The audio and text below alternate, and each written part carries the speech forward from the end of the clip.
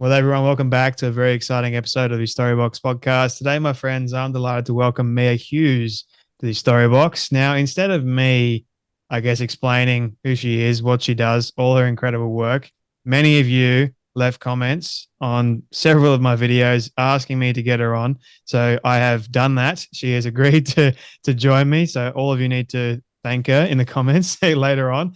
But Mia, would you be able to tell the audience who you are, what you do, and why you do it? Okay. Well, thank you for having me. I am an Ottawa. I live in Ottawa, Canada, and I'm a journalist slash researcher. Right now, I'm doing research for a think tank, for Michael Schellenberger's think tank, which was until recently called Environmental Progress. Now it's called Civilization Works. We had a rebrand. And I researched gender medicine and the gender issue, the wider gender issue, but mostly everything related to gender medicine, and with a focus on historical medical scandals and his past social contagions, psychiatric epidemics, in an effort to alert people to what we're witnessing today. I think if you've ever wondered what it was like to live through lobotomies when they were jabbing ice picks in someone's brain, you don't have to wonder anymore. You live through it. We're living through another one of those mad medical misadventures that's happening in plain view of the world. And yet so few people seem to see it. More people see it now than when I first got involved in the issue, which was in 2019. So recently I used to write for the Post Millennial. I covered gender for the Post Millennial. And then I moved to Michael Schellenberger's Substack Public, and then over to his think tank, where Michael was given some leaked documents from the internal messaging forum for the World Professional Association for Transgender Health. And I turned those documents into a report, a deep investigative report into this organization that sits at the core of the medical scandal of gender affirming care. It's over like 300 pages long, isn't it? Well, my analysis is 70 pages. Yeah. And then the rest of the report is are all the leaked documents. So your review 70, did you basically concise everything from the longer document? I was telling the story of WPATH using the words of its members. So I didn't even take probably the most extreme examples from the leaked document. I just took an example for each area of this medical scandal, because there were hundreds and hundreds of pages of conversations. It's this internal messaging forum where they all congregate and they'll talk about very difficult cases that they don't really know how to handle. And so there was a very broad range from the way they handle children and adolescents, that they know that they're sterilizing them, and it's how do you handle that, to there's people with very, very severe mental illnesses nobody's really sure if it's appropriate to let them make life-altering decisions, but every conversation ends up that yes, transition is appropriate. There seems to be no one for whom hormones and surgeries are inappropriate. And then it went into mad areas like the non-binary surgeries with these customized bodies where they'll create second sets of genitals if the person identifies as both male and female, or they'll nullify the body so there's no outer sign of sexual characteristics if the person believes themselves to be neither male nor female. So I selected just a conversation or chunks of conversations from each of these threads, so that I could build the story of WPATH, and then with the history of WPATH, the history of gender medicine, and then as well 4 case studies that compare today's medical scandal to 4 scandals that have occurred in the past. When you're going through all these really horrific stories, how are you feeling as you're reading all of them? It's a really, you see, I had to develop, it was something, I suppose, something of a coping mechanism. So you're reading these people, they're talking about very complex cases, people in a very distressed, vulnerable, difficult place in life. And they're talking about providing them with second sets of genitals or doing genital surgery, very drastic medical interventions for which there is no evidence. And so I had to keep reminding myself, it was almost, I've thought about this a lot. Most of the people involved in this medical scandal, I believe, are not what I would say are truly evil people, in that they are not. An evil person to me is a person who deliberately sets out to ruin a life or to cause harm. And that's not the way I see these people. They are true believers. They live in an alternate reality in which the people in the patients that they see have a mismatched gender essence within them, and the pain is so terrible, and there's nothing you can do except modify their body. That's the only way you can alleviate their suffering. And so they don't live in the same universe as me, these people. It's not that they're, if I went into that report thinking these are all psychopaths, these are all sadists, enjoying harming all of these patients, I think I would have gone mad myself. But I had to keep reminding myself, almost transporting myself into their universe and remembering that they believe something completely different. And I think it makes them much more dangerous that they're not pure evil people setting out to cause harm, because that type of person is easy to spot and people do not accept it or celebrate it. But the fanatic who's a true believer in a totally nonsensical idea, armed with a scalpel on a quest to make the world a better place, that's a very dangerous person. When you, I guess my thought process around this is you have these people, these doctors that may have this intention to do good, but they've also got the Hippocratic oath to do no harm. You have these people that come in that are in a lot of pain, they're in a lot of confusion, and they only see a way to help these people as by causing harm.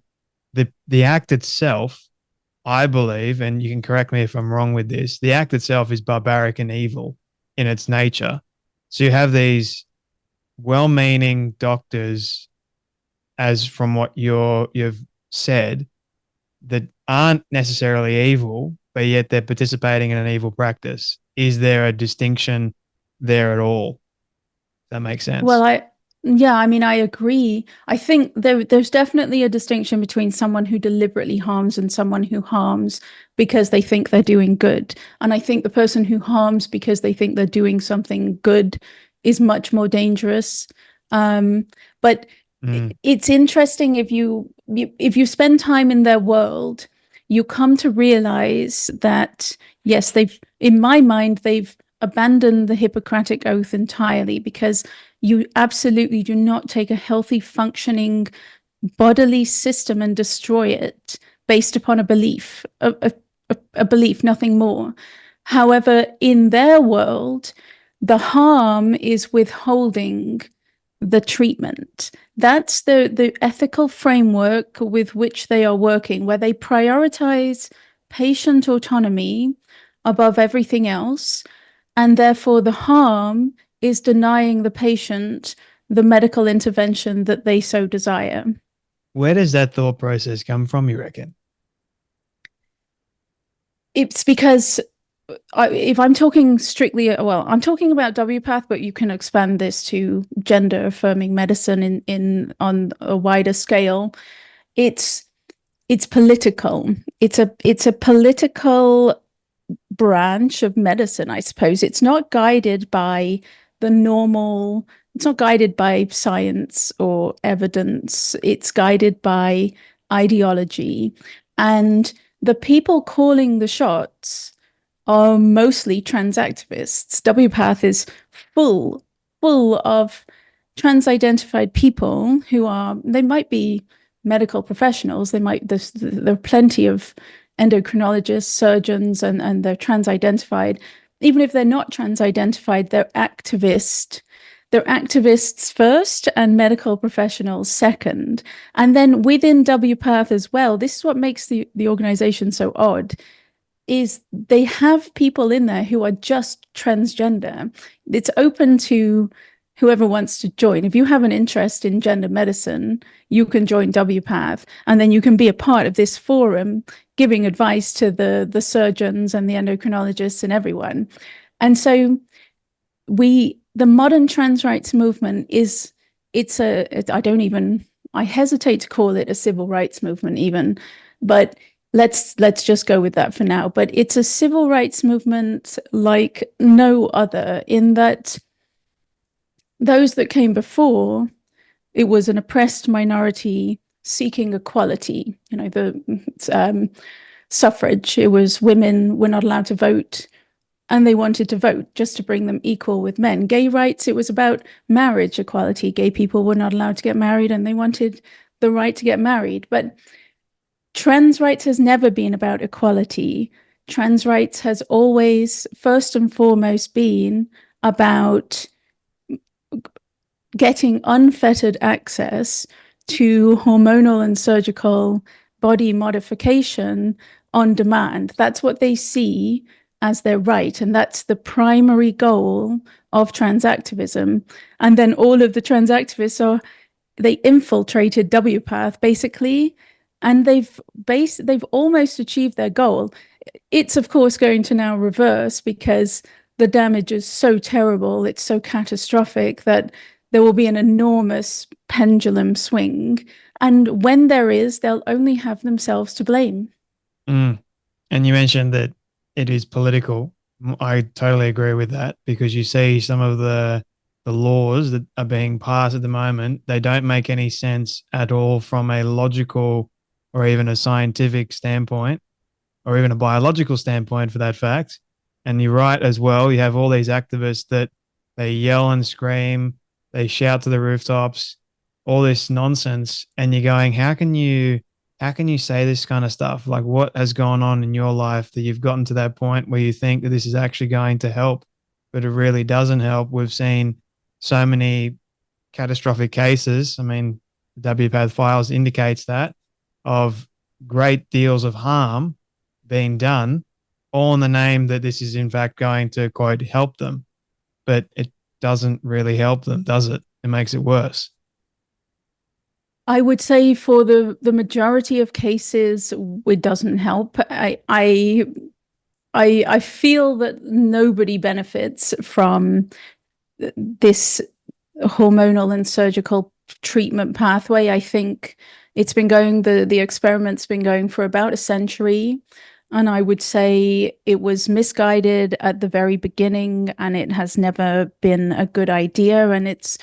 And there are certainly some very loud trans activists, trans identified people. They're mostly men who have a paraphilia called autogynephilia. So they're aroused by the thought and image of themselves as women. And so they medically alter their bodies to live full time as the object of their own desire.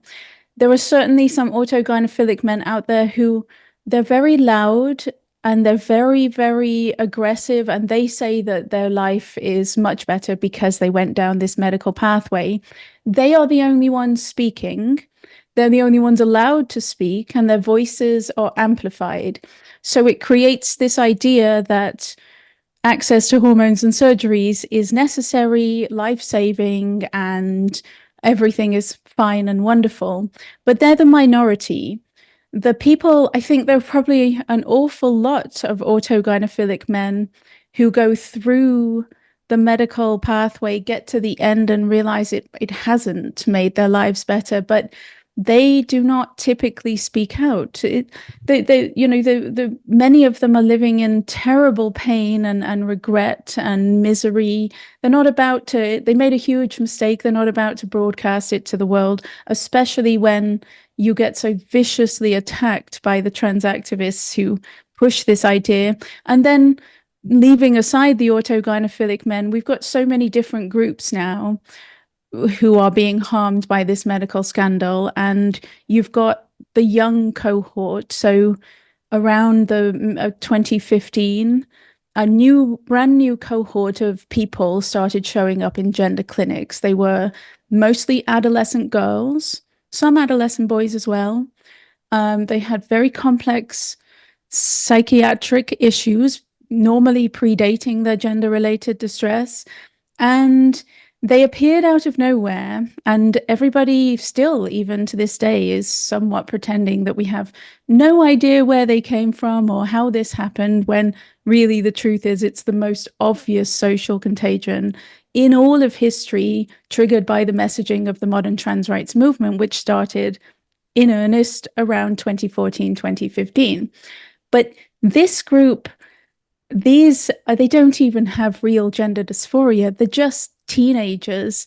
They just have identity issues. They're just figuring themselves out. They might be depressed and they've latched on to gender as this magical solution to their misery. They might just hate puberty and the changes that puberty is bringing, and they've been given the option to opt out. You can take puberty blockers and all of this stops and you don't have to grow breasts and have periods.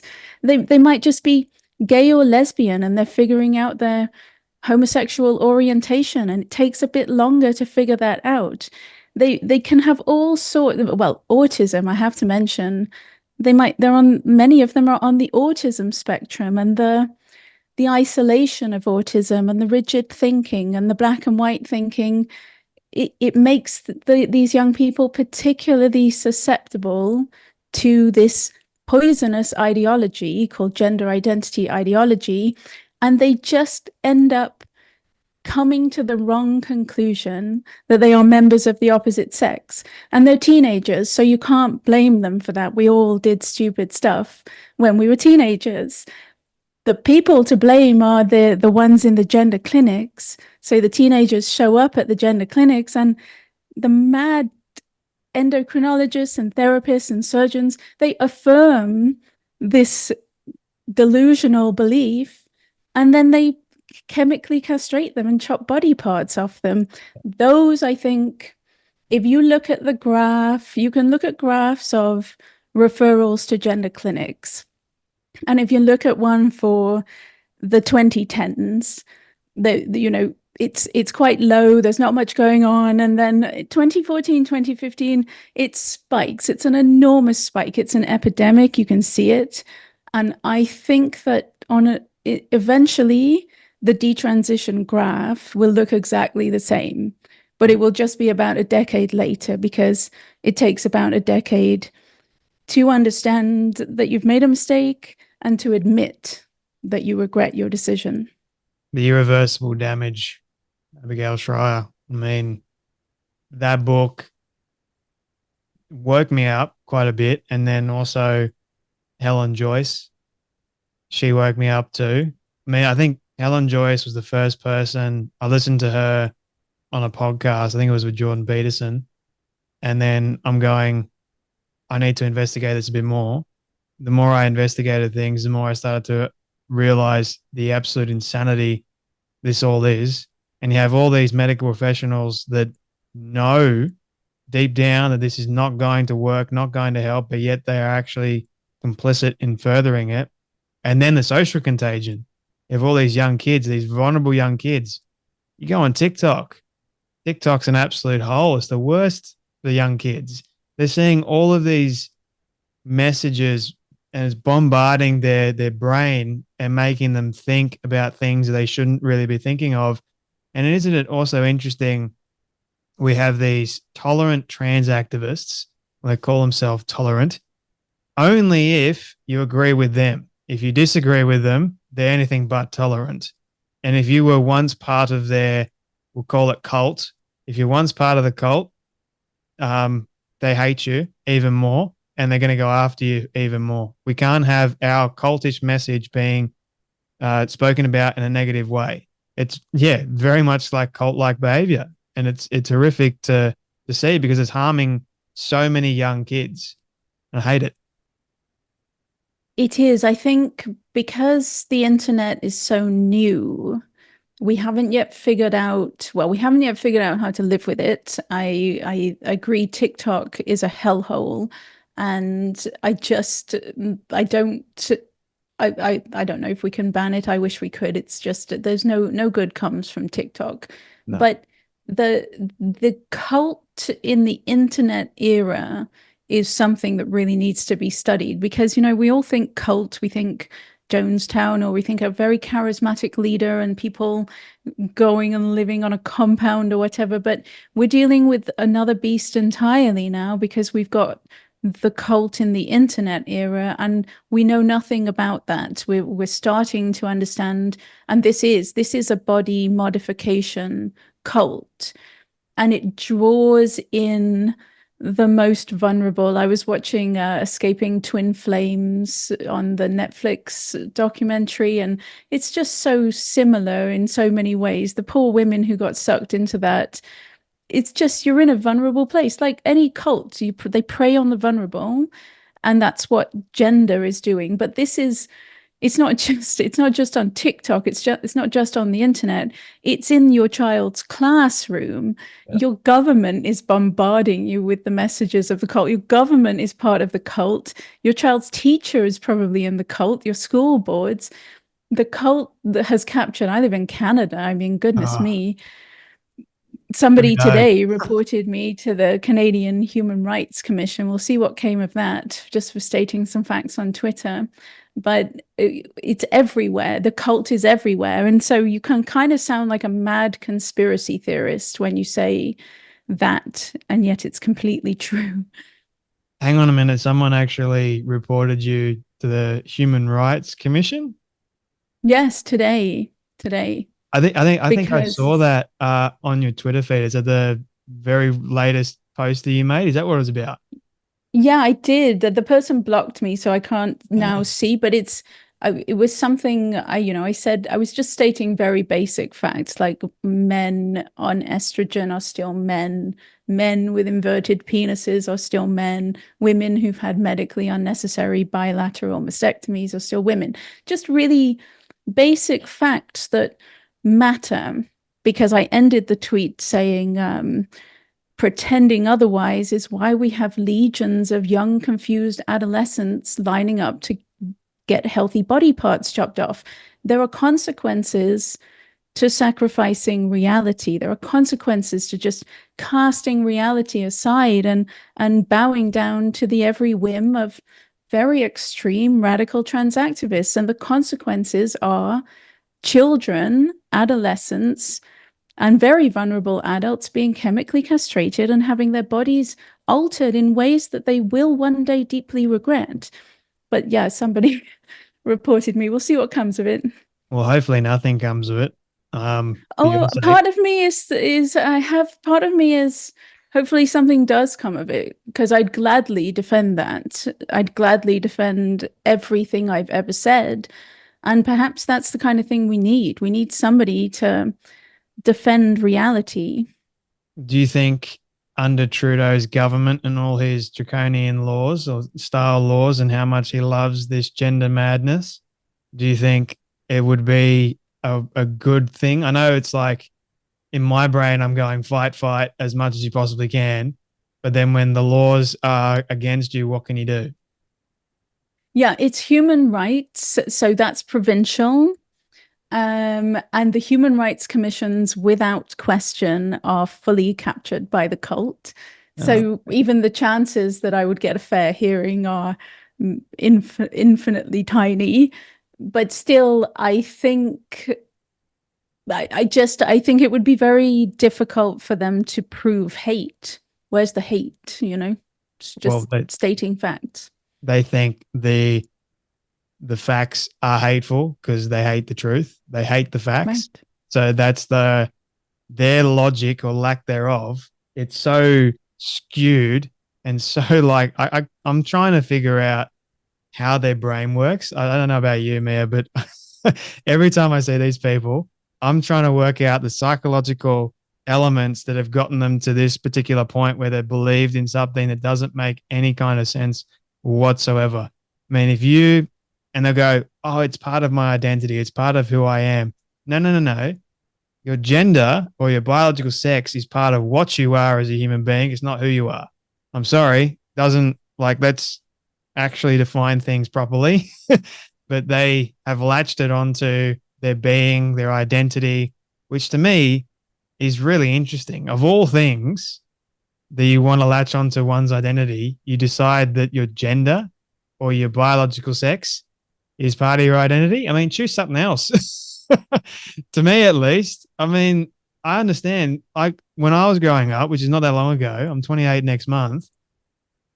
When I was growing up, I didn't have to deal with any of this madness because, well, I know it was around, but it wasn't as prevalent. And that was only a couple of years ago. And then now it's just, I really do feel for young kids because now the whole topic of conversation around identity and who you are as a human being, it's surrounded heavily in this notion that you must be something else that you're not. And then it's like, how does cutting off one's healthy body parts affirm something that isn't actually real? That's that you see the inconsistencies and the just incoherency of it is obviously why their tactic for so long started, I'd say 2014, 2015, and their tactic was no debate. Mm. And you can see why no debate, because they knew down in their core that they had nothing. They knew that it was illogical, utterly absurd nonsense. And so I think it's the nature of transactivism as well. There's a lot of personality disorders going on, coexisting with autogynephilia, like narcissistic personality, borderline personality, histrionic personality. There are a lot of issues that coexist with autogynephilia. And because autogynephilic men are the spearhead of this movement, they launched into it. It's of no importance that it's a completely illogical, absurd ideology. It doesn't matter because we'll just bully people into accepting it. We will ruin everyone who questions us, and then everybody will be too afraid and they'll just go along with it. That was their strategy, basically.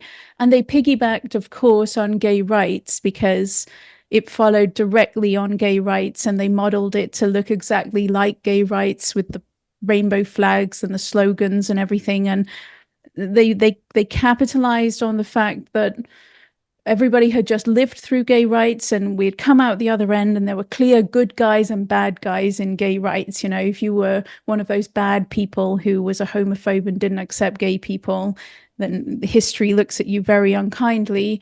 And this time, nobody wanted to be caught on the wrong side. You know, it looks like gay rights.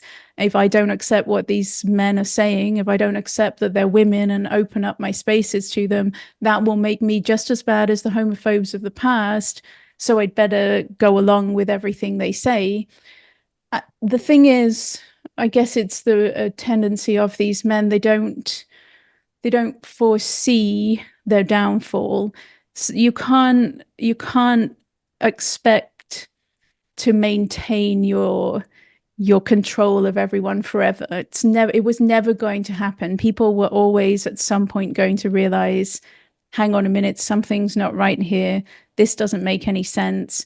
And the whole thing would tumble, but they'd never looked beyond, they never looked to that point. And the thing is now, I think we can be quite sure that the reputation of the transgender community and acceptance of the transgender community is going to end up far, far lower at the end of trans rights than it was at the beginning, because you cannot march under the banner of trans rights demanding that adolescents have full, unfettered access to completely unevidenced medical interventions that leave them sterile, that leave them missing body parts. You can't march under the banner of trans rights demanding that and expect the transgender community to emerge from it unscathed. You simply can't. So why they lacked such foresight, I do not know. But I think the worst thing that could ever have happened to the transgender community is the modern trans rights movement. And then I guess going on or leaping off of what you were talking about regarding the gay rights movement, a lot of my friends that are part of the I guess you could say the actual LG, not the T part, the LG, they want to have a separation. They're going, we're responsible for the T and every other letter from the alphabet that comes onto that because we were advocating for gay rights for such a long time, which opened the door. And these are the gay people that are saying this, not me. They were saying we open the door for trans activists to come in, and then because they're going, once you open Pandora's box, there's no closing it. It's just let's see what else is in there, and let's see what other crazy things we can possibly come up with. And I guess the most extreme case would be let's chop off humans' healthy body parts, let's create butchery and madness, and let's try and trans young kids and say that trans kids exist when we know that they don't. Let's create this whole adage around that and then attack people that disagree with us because we're right, they're wrong, even though science backs us up. But science is hateful.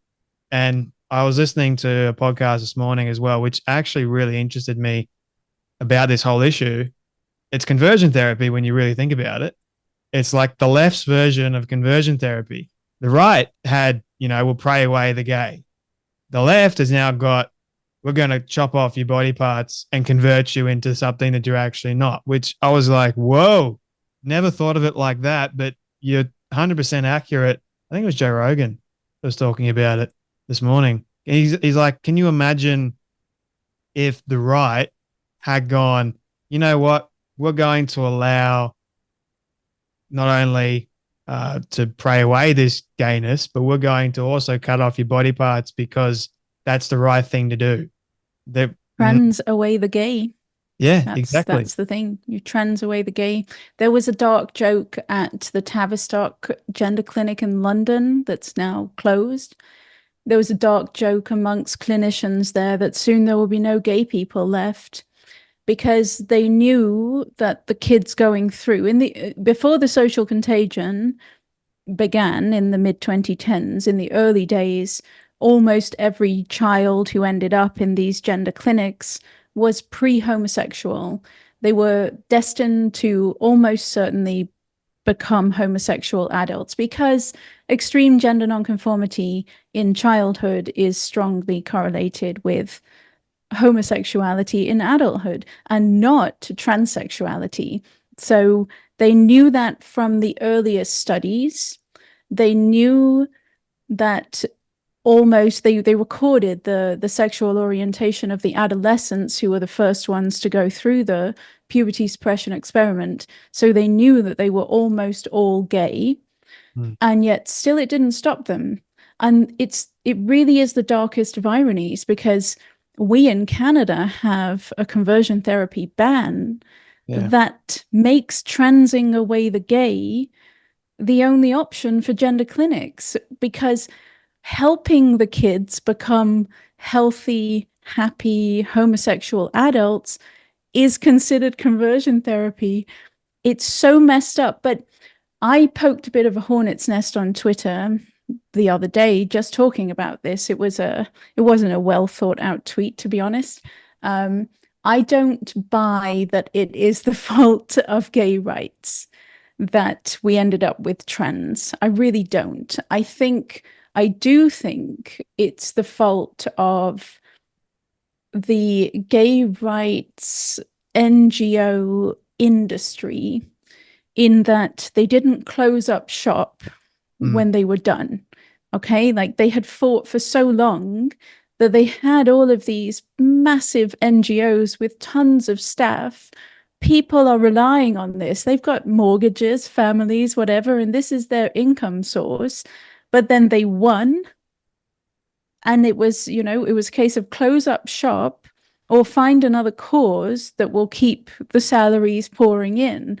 And so in my mind, the T was poised, waiting for marriage equality to be won, waiting for their chance to take over all of these LGBT NGOs, turn them into LGBT, but they are in direct contradiction to each other. The LGB and the T are not, they cannot be joined together.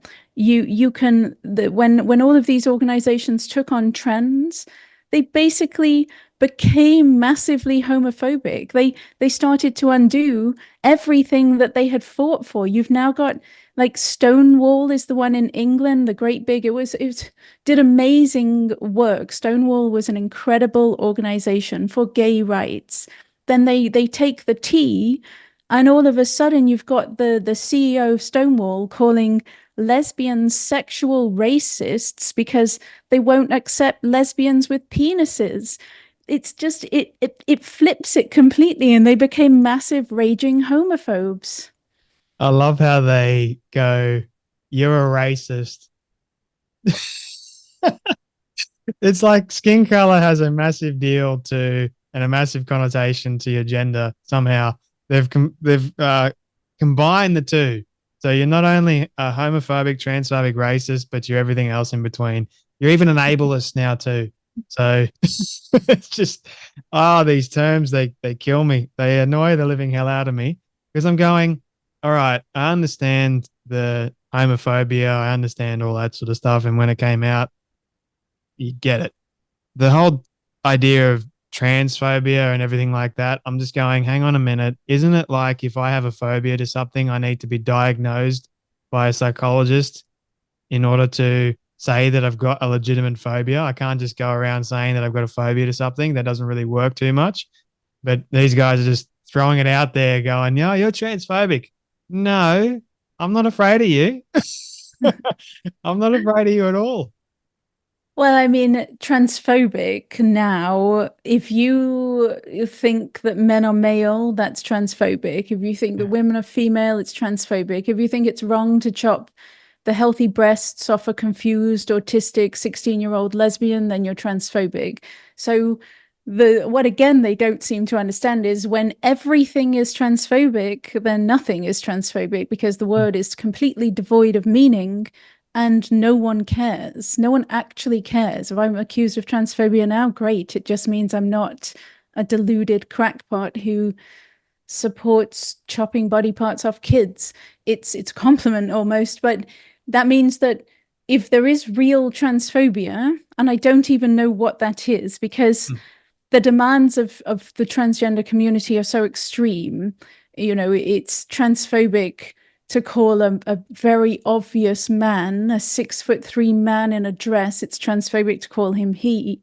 Well, that's ludicrous. If we clock a person's sex, we do it in a nanosecond from a great distance. We know how to register the sex of a person, and most men do not pass as women. So it's not transphobic to name reality how you see it. And then is it transphobic I mean, there are issues. There's even indiscrimination in the workplace. I've seen lots of discussion about you cannot not hire someone because they are transgender or because they're non-binary. And I just think if you knew a person were non-binary, a they, them, well, you wouldn't want to hire them. You'd be quite within your rights not to hire them because they would be constantly whinging about being misgendered, and your entire office would have to walk on eggshells around a person with an imaginary gender identity, terrified of saying the wrong pronoun. So I think there's even justification. I think perhaps you can't discriminate against the person and not hire them because they are non-binary, but you would do well to hire them on the condition that they understand that there's no such thing as compelled speech in your office. And If you wish to have they them pronouns, that's your choice, but you can't force everyone to go along with it. I think that's the compromise. So I don't even know what transphobia is. I struggle to even define it these days. I don't even know what trans means. Neither do I know what non-binary means because it just doesn't make any sense at all to me in my brain. But for me, because I'm a straight white male, I'm extremely dangerous. I'm automatically transphobic by default, apparently, as I've been told many, many times.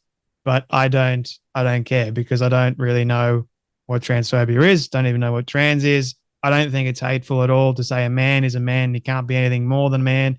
He's a man. Same with a woman.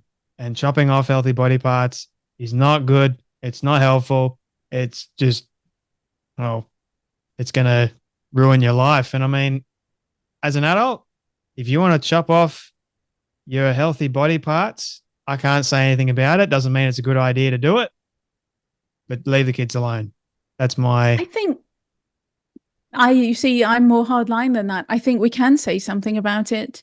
Oh, we I can, think, but they don't I listen. think, well, okay, here's the thing. If there are plenty of people who, if you're an adult, you can do whatever you want. If you want to have your penis inverted, go for it.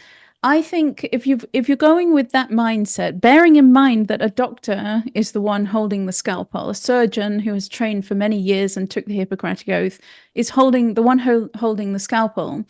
So if you're going with that approach, in my mind, you've got to broaden it. You can't just apply it to gender, that, yeah, you can have your penis inverted if you want to. You've got to apply it to if you're a sighted person and you want to be blinded, you should be able to. If you are a, able-bodied person and you want both your legs chopped off, you should be able to. There's no reason why we should destroy healthy bodies. There's no reason why medicine should destroy healthy bodies. And so personally, I don't think adults should, like, if somebody wanted a lobotomy, should they be able to have one? Of course not. It was Mm. it was brutal, absurd pseudoscience. And that's what gender medicine is as well.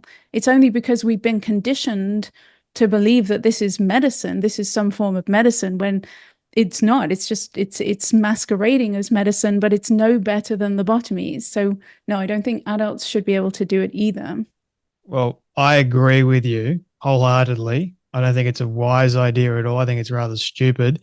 But these days, everyone's going, oh, when you're an adult, you can do X, Y, and Z and look forward to it. You're capable. I mean, 18-year-olds, they still don't even know what the hell's going on. I mean, I don't even think you fully know what's going on until your frontal lobe is developed, which doesn't happen until you're 25, 26.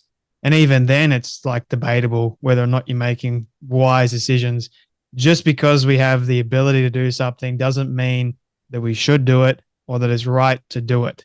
I think we should have the ability as adults to be adults and make a commonsensical approach with things. And also, in regards to what you're saying about, the augmentation and chopping off healthy body parts, I'm curious what you think about, your females getting breast implants and, facial reconstructive surgery and all those sort of things. Is it the same kind of uh, idea? Like, shouldn't we be augmenting our bodies in any kind of way, shape, or form? That's not a good idea. Well, I'm no fan of plastic surgery, cosmetic surgery, that's for sure.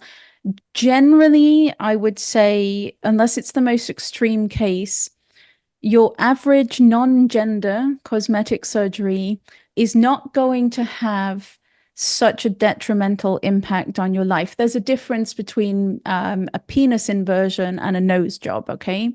There's a very big difference. In having your penis inverted is going to affect your health, overall health, for the rest of your life. And it's going to affect your ability to, well, you'll never have children. You'll likely have a very difficult time forming intimate relationships, and you'll likely suffer in many ways with your health because of it.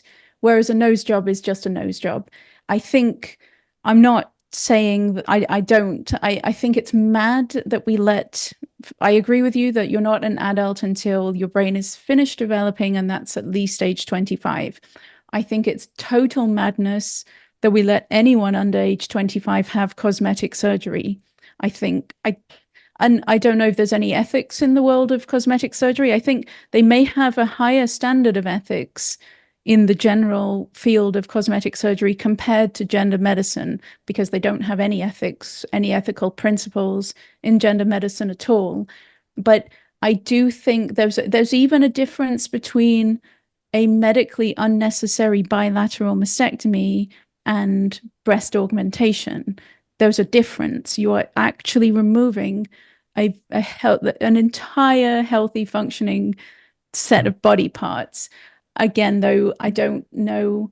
There's body dysmorphic disorder. You see, it's very interesting if you look at the condition of body dysmorphic disorder and gender dysphoria, because people with body dysmorphic disorder, they fixate on a flaw or a defect and they become obsessed with fixing it. And they are not eligible for cosmetic surgery because plastic surgeons can see that they have a psychiatric disorder, and cosmetic surgery it's just a band-aid. It's not going to fix the problem. It may be what the person wants, but it's not getting to the root of the problem of why they feel the way they do. So typically cosmetic surgeons will not perform surgery on people with body dysmorphic disorder. Compare that to gender dysphoria, which is it's body dysmorphic disorder with a sprinkling of rainbow gender sprinkles, and yet surgeons will perform the most extreme surgeries on these people willy-nilly, like with no guardrails whatsoever. And these surgeries are much more detrimental than the ones for just straight up body dysmorphic disorder. So they're getting it completely backwards. If they won't do it for one psychiatric disorder, they absolutely should not be doing it for the other. I think BID, body integrity disorder, is very much in line with this whole idea of gender dysphoria, because they want to do the exact same thing. If you're removing one body part, what if, for example, a person that actually has BID fixates on his penis and wants that removed? But then people go, oh, but he doesn't have gender dysphoria at all. He's just got BID. But then you got a lot of people with gender dysphoria wanting to remove their healthy penis and their healthy breasts, but that's not BID at all. Like, I mean, just because they've fixated on a different body part, for example, it's very much in line with, but people, I don't think, really recognize it as that. I know I'm not a psychologist or a therapist or anything like that, but the way I look at it, I've noticed so many similarities with it, but people don't really care to look at it like that. I don't know if you've seen the same thing. Well, that happens to be one of my favorite subjects to talk about. So there's body dysmorphic disorder, which is you're focusing on a flaw, and then there's body integrity identity disorder, which is normally the desire to have a limb chopped off, or fingers chopped off, or it can be other body parts, but it's typically a limb. And how I ended up in the job that I now have with Michael Schellenberger is back in last February, not this year, but the year before, I wrote a Twitter thread about exactly this, and it's pinned actually to the top of my Twitter page right now. And it was a thought experiment based on a world in which it's not trans rights, it's amputee rights. And so, because you're right in that I call body identity and body integrity identity disorder, I call it apotemnophilia, because I want to compare it to autogynephilia. They are two very, very similar paraphilias. The driving force is sexual. These people are, so an autogynephile is a heterosexual man. He's attracted to women, but that's inverted towards himself, and he's attracted to the image of himself as a woman.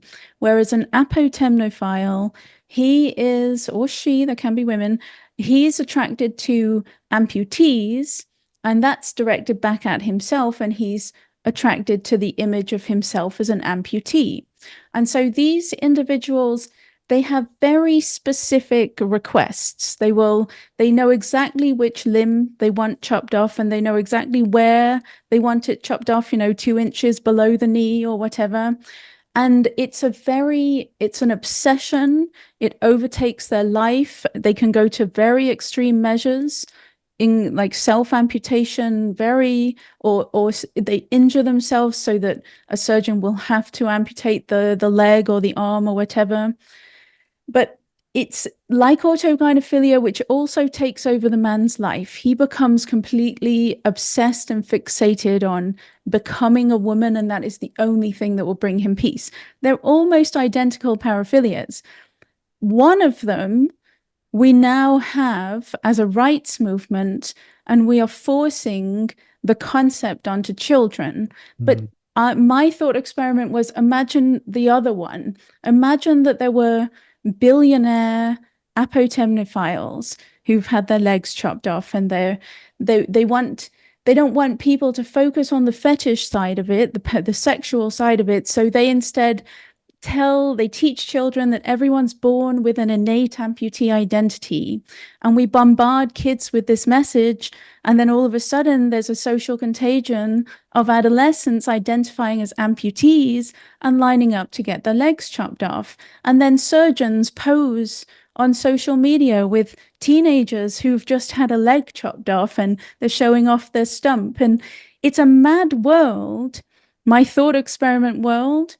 It's a mad world, but our reality is much worse, because it's much worse to annihilate an endocrine system, chemically castrate the child, take away their chance of becoming a parent, having children, very often impacting their sexual function. The testosterone can leave girls and women unable to comfortably have sex. So they're really going to struggle with forming intimate relationships. And then on top of that, we're chopping off body parts.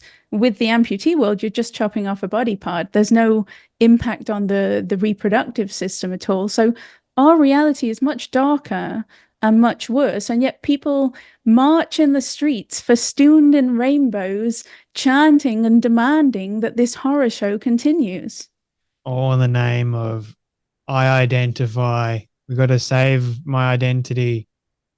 Oh boy, that's become such a buzzword nowadays. It kind of gives me the chills every time I hear the word identity now. And even before, like all this stuff, I would want to help people realize their worth and reach their full potential. And that included how, like, your identity. What is it?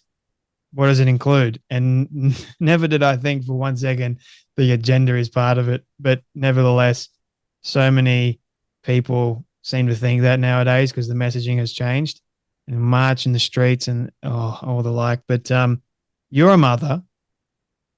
How do you protect your own child from this madness?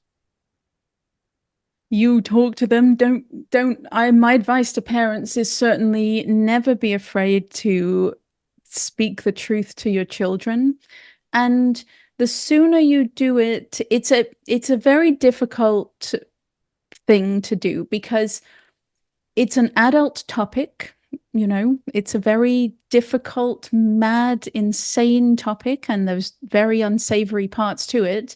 So it's an adult topic, but you need to get to your children. You need to talk to them about it before they hit puberty, before they are at risk of being exposed to this idea and falling into this. Because I don't blame any of the parents, really. Well, some of the ones transing their little kids, I blame them. But the ones who they have teenagers who come out, and it comes out of the blue, and they have no idea what's going on. And once the kid's in it, it's very difficult to save them. It's very difficult to pull them out. So you want to talk to your children before then. But of course, then they're children and they're small and they don't understand. So of course there are classic stories like The Emperor's New Clothes. You can fall back on the stories. I personally love J.K. Rowling's The Ichabod, which is a gorgeous fairy story about a whole, city that believes a lie, and the lie is spread by somebody who has evil intentions, but people go along with it either because they're gullible and they believe it, or they're too afraid to stand up and say it's not true. And so using stories that are aimed at small children, and then you can just plant the idea, read the story, enjoy the story, get the moral of the story, and then you can suggest that there's something like that now in our world, and that's gender. The people because you definitely do not want your children to hate their teachers. You've got a grade 1, grade 2 kid. You don't want them to think that their teacher is an evil monster. And so, your teacher's a good person, but she thinks this is a good idea to teach, the genderbread person, the gender unicorn, and everybody is well intentioned, but they don't understand what's going on. And so you ground them that there is no such thing. Boys cannot be girls, girls cannot be boys. I mean, we were almost there. Think about like Free to Be Me, that whole like girls can play with whatever they want. They can wear whatever they want. Boys can play with whatever they want. We are all free to be ourselves. We were almost there. We were on the right track, and then trans came along and ruined everything. So you need to instill those values in your kids, that you can wear whatever you like, do whatever you like, but you can never ever change sex. And just inoculate them with the truth before it's too late. I'd just be like, you don't have to listen to everything your teacher says, love, because sometimes what she says is mad. Like I would do that to my kid if ever. One day, hopefully, I have one, and if the Earth is still around at that point, and this madness just hopefully doesn't continue. But where do you ever get? Firstly, do you ever get sick and tired of talking about this nonsense? I wouldn't say I can talk for hours and hours about this, and I'm really, for me, when I'm going out, and I spend a lot of time with people who know what I do, and we've become friends through this world. So when I go out with them, it's all turfing all the time. But when I go out with normal people, I always, in my mind, I sort of psych myself up that I'm not going to talk about gender. I'm just going to go out and be a normal person. And then honestly, I end up talking about gender all night. I could go on and on about it forever. This is really one of the maddest times in human history. Like, I used to, I love history, like Salem witch trials, satanic panic. I always used to read about those and just think, God, that's just insane. I can't even imagine what it was like to be alive at that time. And yet we're living through Salem right now, but way worse. We're living through the satanic panic right now, but it's much worse. And so I find it endlessly fascinating. I could talk about it for hours and hours. So maybe one day, but I try, and I can't just keep saying the same thing over and over again. So I try and look at things in different ways, and have new areas to research so that I don't just bore myself to death. I've got a similar problem here because a lot of people know in my close friend group, they know what I do. And I try my absolute best to get familiar with different subject matters, but somehow it always comes reverting back to gender. And they're going, oh, come on, Jay. Like, not again. Like, we get it. We know. We understand. But it's just like, I've got to get it out, and I've got to talk about it. It's one of the main reasons. Like, yes, I've got to get it out, but I also want it to stop. I want it to end as much as possible. And I think the only way we're going to do that is by talking about it, by having these kinds of conversations with people that actually know what the hell they're doing and talking about. Like, I remember having a conversation with Dr. Miriam Grossman, who wrote several brilliant books. And like Lost in Translation is a brilliant book. It's very, very helpful. But people that hate her and hate her work will try and demolish her. And same thing with J.K. Rowling, for goodness sake. I mean, she's a legendary female. And I mean, she's an absolute boss, boss lady at the moment. I just love her Twitter. But so many people are attacking her. And yet they wanted to send her to prison. They wanted, like, Jeffrey Marsh who's an absolute creep in my book, who wants her to lose all her Harry Potter licensing, and Jeffrey's like saying hooray and cheering that on. I'm going, hang on a minute, you claim to be all about peace and love, and yet you want someone to have their livelihood and their rights taken away from them. That ain't love, man. That's just nuts. That's just madness. But yeah, do you ever foresee this getting better? I do. I absolutely do. I see the end of the adolescent scandal. I think we can all see that now. Even it's quite, you're in Australia, right? Yes. It's Yeah. it's pretty grim there. It's not We're great going. in Canada. Yeah, well, it's not great in Canada. It's absolutely remarkable that the way this entire nation can just block out all of the developments and the Cass report and everything. And so even in Canada, though, eventually it will come to an end because it's coming to an end elsewhere. And as soon as you see, when in the Cass report, Hilary Cass, so that's the independent review of England's youth gender service that ultimately led to the service being shut down. In the Cass report, Hilary Cass was so careful with her language. It was so delicately worded and didn't want to cause offense. But there was one point in it where you could just feel her rage. Mm. And that was when she was talking about the adult gender clinics blocking. They had requested access to the medical records of the I think it was over 9,000 young people had gone through the youth gender service, and they wanted the medical records of those 9,000, and the adult clinics refused. They blocked. That can only mean one thing. They know what that says. It says most of them have detransitioned. Yeah. It's not, if it were a positive thing, they'd have handed it over right away. So anyway, the British government stepped in, and they are forcing the adult gender clinics to turn over that information. So we will have one day, I don't know how long that's going to take, but out of England, we will have the real detransition rate, or the real regret or detransition, or whatever you want to call it, because right now the regret rate is like 1% because they do zero follow-up. It's easy to have zero regret when you do zero follow-up. But Yeah. if you do follow-up on 9,000 young people, we're going to really get some answers. And so eventually the adolescent side will collapse, the lawsuits will come, and that will all be over. The wider gender issue is going, we open Pandora's box, and I don't know that we'll ever rid ourselves of this catastrophic idea that some men are women and some women are men, and medical body modification is the answer. I don't know that we'll ever be free of that, but I do think the social contagion will die away. The adolescent scandal will collapse. And I think I certainly hope that we go back towards a medical pathway with guardrails around it so that even vulnerable adults don't get caught. And as well, we just get back to reality and society in general, like no more of this nonsense of men in women's sports, men in women's spaces. Just come back to reality. I think we can do that.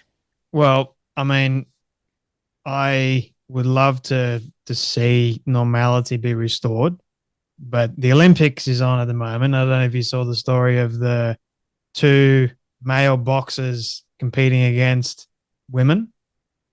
I'm trying to figure out if they're, I haven't been online very much, and are they disorder of sexual development male or trans-identified male?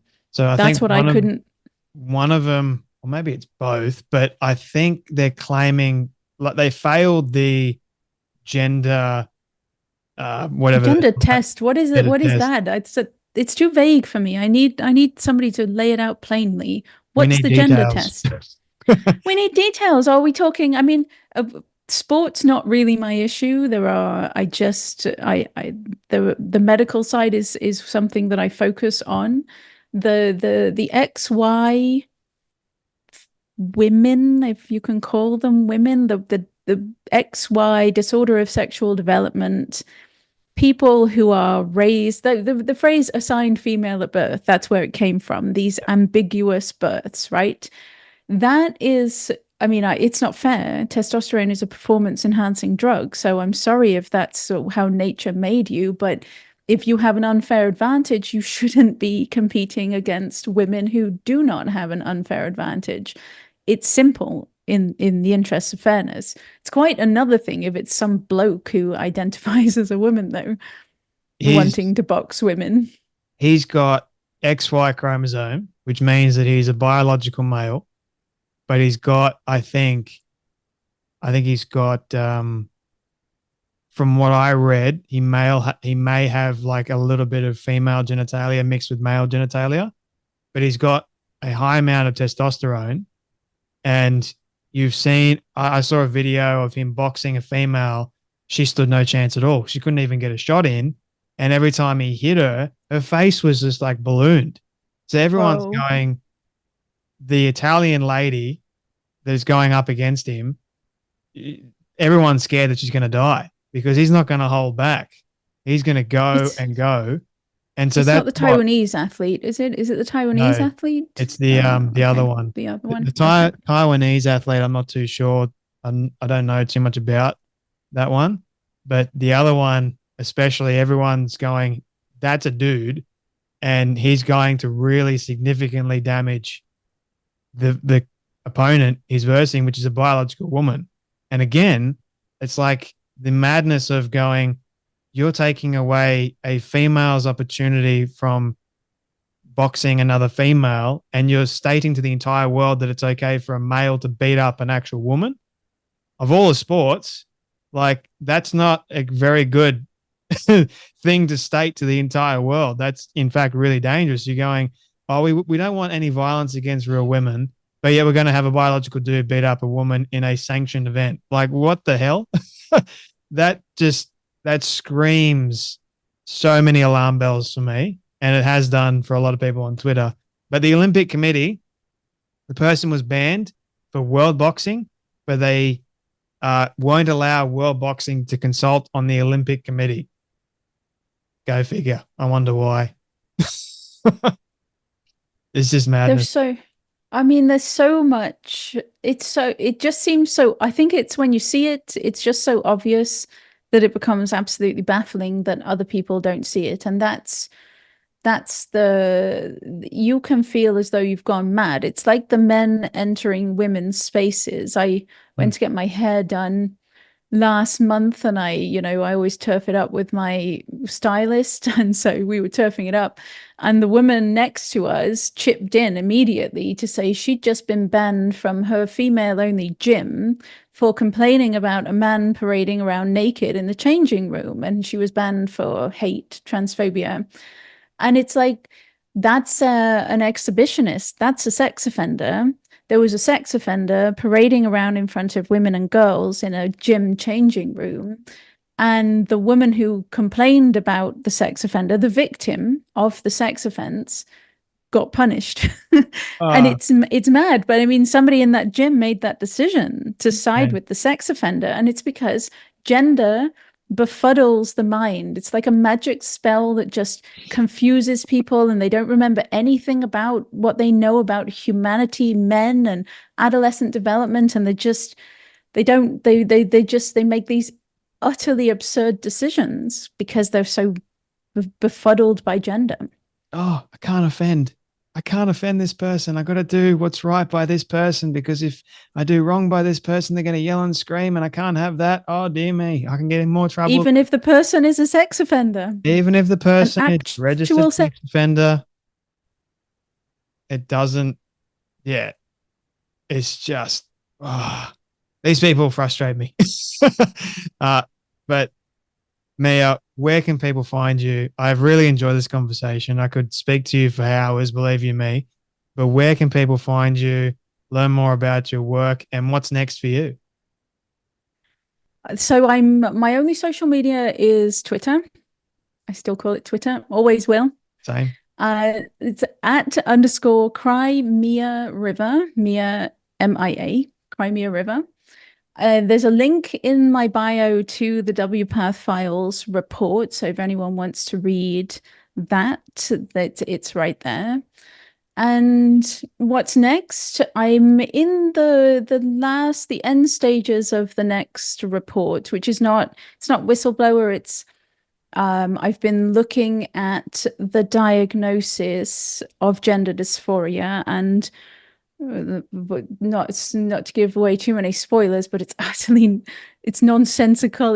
It's a nonsense diagnosis, and it's ludicrous that it's even in the Diagnostic and Statistical Manual of Mental Disorders. So it's a investigation into the diagnosis and the wider field of psychiatry and how we can find our way out of this mess that we're in. Is there a book at all in the works for you? Oh, some people have suggested, I love the idea of, because the medical history is the thing that I love the most. It's the drawing comparisons. In this report, there'll be a comparison with my favorite scandal is the multiple personality disorder epidemic of the 1980s, which it's the same thing. It's just the same thing, but with a very dark, twisted surgical element to this one. So I'd love to write something weaving in all the medical scandals, putting trans in the context of all the mistakes we've made in the past. I think there's this joke. I'm not sure if you heard it, but it's like someone's explaining slavery, and then the person goes, "That just sounds like slavery with extra steps." So it's kind of like this, like you go, the personality disorder. That just sounds like that, but with just extra steps, just making it more maddening. But Yeah. I mean, well, I'll have to get you back on the show when you do release that new report, because I am fascinated by gender dysphoria, how it all comes about, and everything that works along with it. But thank you so much for your time today, and for you as a person, and for joining me on the Storybox podcast. Thank you so much for having me.